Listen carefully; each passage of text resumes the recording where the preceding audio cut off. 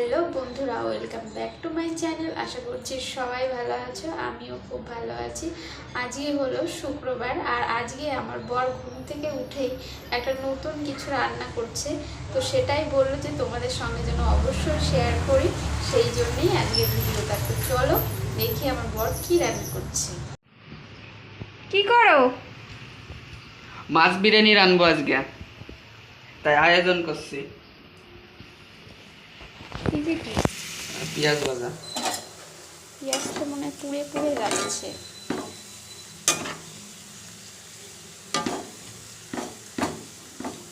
পেঁয়াজ ভাজা, আর এই যে হচ্ছে মাছ, আর এদিকে আছে এই যে মাছের ডিম। এইগুলো দিয়ে আজকে বিরিয়ানি হবে। প্রথম ট্রাই করছি মাছ বিরিয়ানি কিরকম হয়, তা দেখতে থাকো বন্ধুরা। একটা পেপার নিয়ে আসো। পেঁয়াজ ভাজি হয়ে গেছে। এইটুকু মশলা হবে? একবার খাবো, তা প্রথম ট্রাই না। কি ব্যাপার, প্রেসার কুকারে রান্না করবা? তার মানে কি প্রেসার কুকার বিরিয়ানি? এটা হাড্ডি বিরিয়ানি, তো প্রেসার কুকারে ট্রাই করে দিই, অত জানলেন দরকার নেই, ভালোই হবে না। খাওয়ার সময় কি কি মাছ দিচ্ছ? এটা তেলাপিয়া মাছ, এটা জিএল মাছ, এটা কাল্লে মাছ, আর এই যে হচ্ছে মাছের ডিম।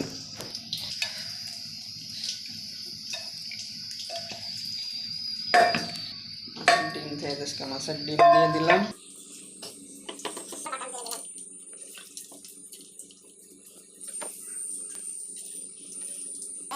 কাঁচা লঙ্কা দিয়ে দিলাম, কারণ 250 গ্রাম চালের হবে, বিরিয়ানি হবে। 250? মশলা দিয়ে দিলাম। এটা হচ্ছে শ্যাওলা, এক প্রকার। এই শ্যাওলা দিয়ে দিলাম। সমুদ্রে পাওয়া যায়। লবণ দেবো।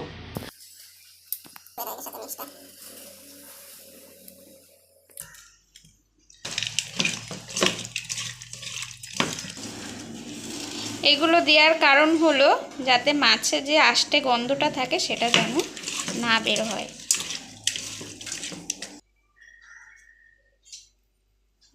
লঙ্কা পাউডার,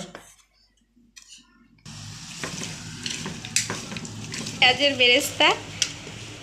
কালো না, ভালোই হয়েছে, কিন্তু ফোনে একটু কালো কালো মনে হচ্ছে। এইগুলোই টেস্ট হবে। এই হলো আমাদের সে পেঁয়াজ ভাজার তেল, যেটা এর মধ্যে দিয়ে দিলাম। 1 চামচ চিকেন মশলা। চিকেন মশলা একেবারে প্যাকেট শুদ্ধ চলে যাচ্ছে।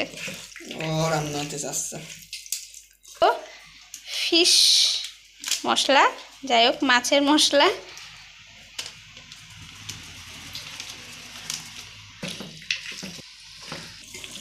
প্রায় মুহূর্তে এবার হচ্ছে পেরগু দেব। এবার দেব দই।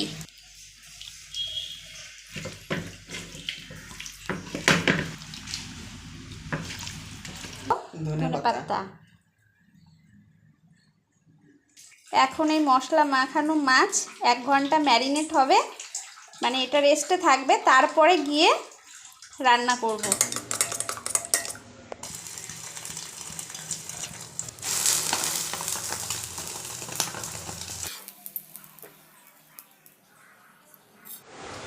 আর আমরা এখন বসে গেছি খেতে। বিরিয়ানি বানানোর মাঝখানে একটু ব্রেক নিয়ে নিচ্ছি। এখন খাচ্ছি খিচুড়ি আর ডিম ভাজা।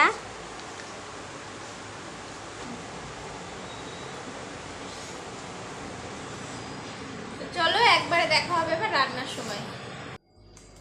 এই যে চাল নিয়ে নিয়েছি, আমি একটু ছোট ছোট চাল নিয়েছি। তোমরা যদি তোমাদের ঘরে বাসমতি চাল থাকে তাহলে সেটাও নিয়ে নিতে পারো। ভালো করে চাল ধুয়ে নিতে হবে। চাল ধোয়া হয়ে গেছে, এবার এটাকে ভালো জল দিয়ে 8 ঘন্টা ভিজিয়ে রাখবো।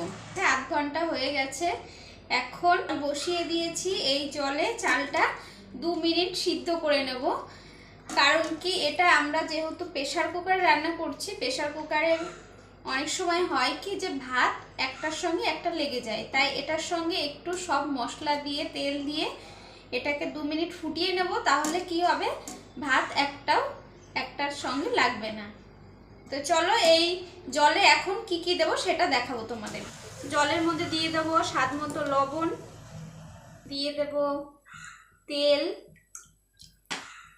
একটা লঙ্কা, যারা বেশি ঝাল খেতে পছন্দ না করো তাদের না দিলেও হবে, দিয়ে দেবো ধনে পাতা, দিয়ে দিচ্ছি দারচিনি, লবঙ্গ, এলাচ, এটা এক ধরনের শ্যাওলা, এটা যদি না থাকে নাও দিলেও হবে, তো আমার কাছে আছে তো আমি এটা একটু দিয়ে দিচ্ছি। একটু দিয়ে দিচ্ছি বেরেস্তা। এই জলটা এখন ভালোভাবে ফোটাবো, ফুটিয়ে তারপরে এর মধ্যে দেব চাল। আমাদের জল ফুটে গেছে, এবার এর মধ্যে চাল দিয়ে দেবো।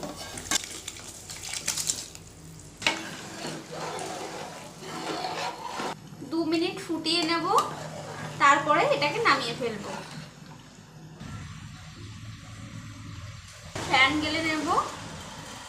চলো, আজকের এই রান্নাটা আমার বর করতে চেয়েছিল, কিন্তু সময়ের অভাবে করতে পারেনি। সে যতটা পেরেছে সকালে করেছে, তার বাকিটা আমি করছি। এই চাল আমাদের বিরিয়ানিতে ট্রান্সফার করব। যে স্টকটা ছিল ওখান থেকে একটু জল আমরা এর মধ্যে দিয়ে দেবো, যাতে মশলা লেগে না যায়।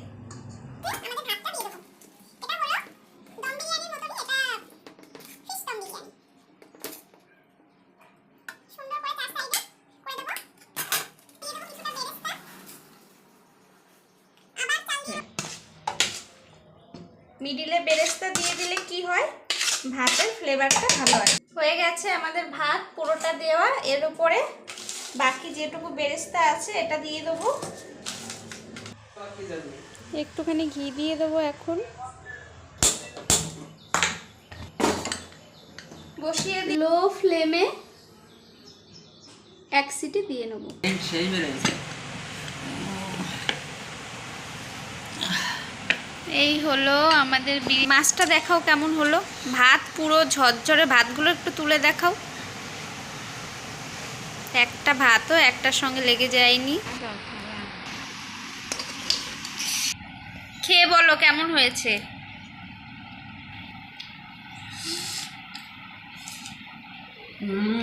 কেমন হয়েছে? ভালোই টেস্ট হয়েছে, ভাতগুলো একটু শক্ত হয়ে গেছে। বন্ধুরা, আজকের ভিডিওটা ভালো লাগলে অবশ্যই লাইক, শেয়ার, কমেন্ট আর আমার চ্যানেলটাকে সাবস্ক্রাইব করো।